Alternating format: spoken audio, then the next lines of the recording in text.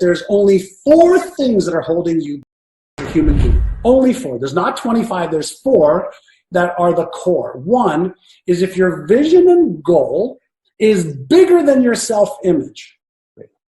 Okay? So if you don't feel you deserve it, you can have this vision and goal and be excited about it, motivated about it. You will not do what it takes to achieve. 1. 2, if you have limiting beliefs. If you have a vision and goal, but you have a limiting belief that you're too young, too old, whatever the case is, your limiting beliefs will drive your behavior.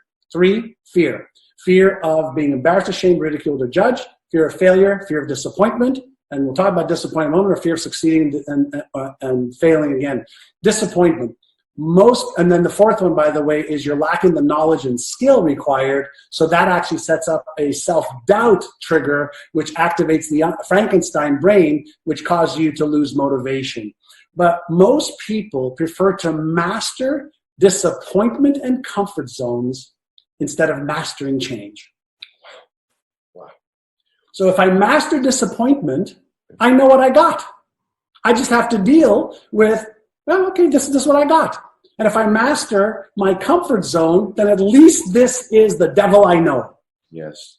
Versus mastering change, and we know what's going on in our brain. We know what's happening neurologically, biologically, emotionally, physically, and all of that is a skill. It's just a skill. So why not just master change?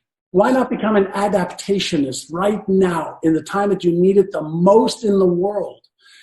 Because if you don't, then you're just going to keep repeating the same patterns that are going to get reinforced, and it makes it harder in 3 months, 6 months, and 6 years. So master change now and make that one of your core competencies, and then you master your life.